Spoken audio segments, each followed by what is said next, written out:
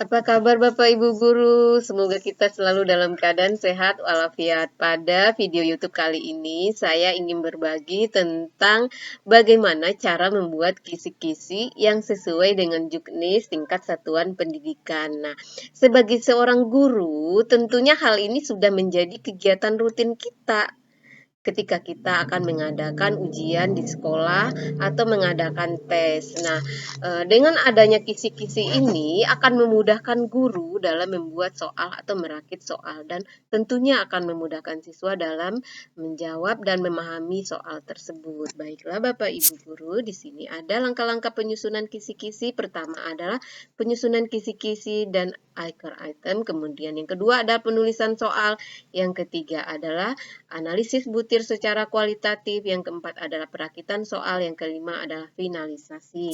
Kita masuk pada langkah-langkah pengembangan tes, yaitu pertama ada tujuan, yang kedua di sini kita lihat adalah penyusunan kisi-kisi, yang ketiga adalah penulisan soal, yang keempat analisis butir secara kualitatif, yang kelima adalah perakitan soal, yang keenam adalah uji coba soal, yang ketujuh adalah analisis butir secara kuantitatif, yang kedelapan adalah pemilihan butir soal, yang kesembilan adalah perkatuan atau komputerisasi soal. Selanjutnya, apa sih yang dimaksud dengan kisi-kisi? Kisi-kisi adalah suatu format berupa metrik yang memuat pedoman untuk menulis soal atau merakit soal menjadi suatu tes. Fungsinya apa? Sebagai pedoman itu dalam kita membuat soal. Kemudian, syarat kisi-kisi yang baik, pertama adalah mewakili isi kurikulum. Kalau kurikulum yang kita pakai sekarang kurikulum 2013. Kemudian, komponennya rinci, jelas, dan mudah dipahami. Yang ketiga adalah soal dapat dibuat sesuai dengan indikator dan bentuk soal yang sudah ditentukan.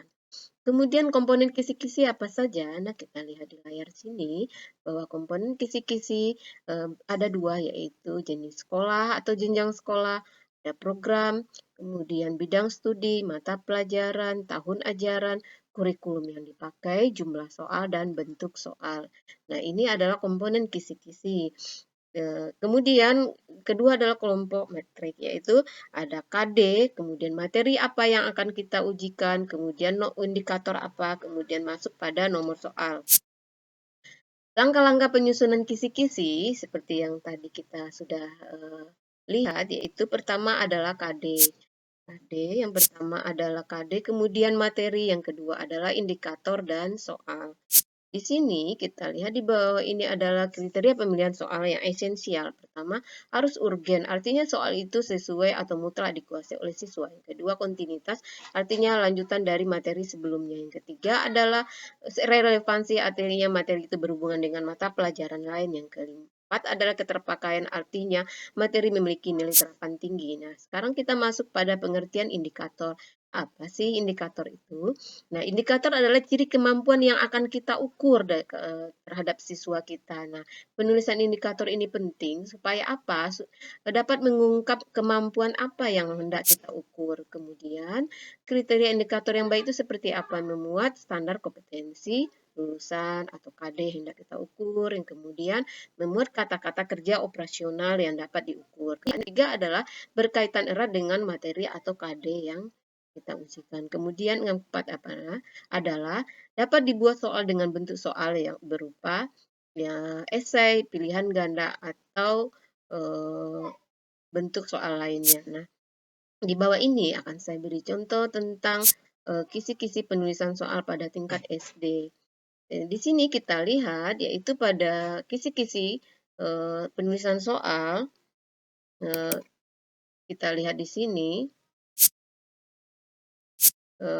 kelas 6 ya, kemudian kelas semester 2 mata pelajaran PAI tahun ajaran 2020-2021, kemudian kurikulum yang dipakai, jumlah soal. Kita masuk pada nomor urut 1. Ini kita lihat ada nomor urut, ada KD ya. Di sini KD 3.5. Kita lihat 3.5 memahami sikap toleransi dan simpati terhadap sesama wujud dari pemahaman Quran surah Al-Kafirun. Nah, 3.5 diambil dari KI 3 pada materi kelas kelas 6 semester 2, yaitu 3 diambil dari pengetahuan KI 3, kemudian 5-an itu adalah artinya urutan materinya.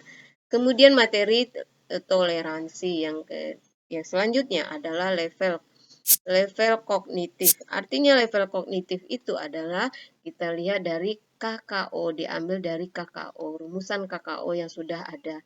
Kemudian kita lihat indikator, disajikan narasi tentang Quran Surat Al-Kafirun. Siswa dapat menyebutkan isi Quran Surah Al-Kafirun.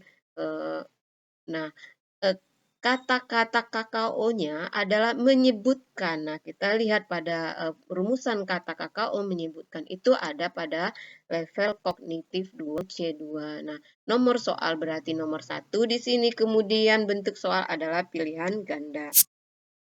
Selanjutnya soal nomor 2, kita contohkan di sini sama dengan yang tadi, KD-nya tetap sama yaitu 3.5, kemudian materinya tetap sama, levelnya sama, karena level ini diambil dari kata-kata KKO menunjukkan, ya. Disajikan Quran Surah Al-Kafirun ayat kedua, siswa dapat menunjukkan. Kata-kata menunjukkan di sini termasuk level kognitif 2. Kemudian nomor urut soal nomor 2, bentuk pilihan ganda. Masuk kita pada contoh soal, yaitu surah Al-Kafirun diturunkan di Mekah dan tergolong surat Makkiyah. Kemudian terdiri dari 6 ayat, surah Al-Kafirun menjelaskan tentang. Nah, butir optionnya adalah, jawabannya adalah ta'awun, B tasyamu, D C ta'aruf, D ta'adud. Kemudian soal nomor 2 tadi kita lihat pada KD, disajikan Quran Surah Al-Kafirun ayat kedua, siswa dapat menunjukkan artinya. Nah, kita lihat pada soal harus sesuai dengan kisi-kisi. La a'budu ma ta'budun. Artinya dari ayat tersebut adalah, dan kamu bukan penyembah apa yang aku sembah, dan aku tidak akan menyembah apa yang kamu sembah. Jawaban C adalah untukmu agamamu dan untukku agamaku.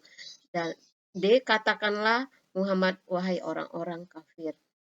Nah, di sini kita lihat jawaban-jawabannya harus sesuai dengan yang diharapkan oleh kisi-kisi pada soal nomor 2. Selanjutnya, di sini saya akan menampilkan kata kerja operasional ranah sikap pengetahuan dan keterampilan, yaitu pada KI 3 dan KI 4. Nah, pertama adalah mengingat, yang kedua adalah memahami, yang ketiga mengaplikasikan, yang keempat adalah menganalisa, mengevaluasi, kemudian mencipta.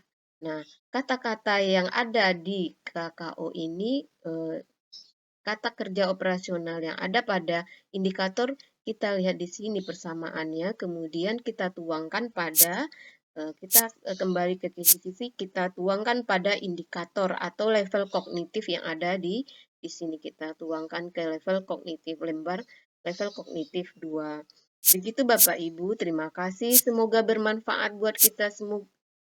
Semoga kita tetap dalam keadaan sehat, tetap jaga kesehatan. Wassalamualaikum warahmatullahi wabarakatuh.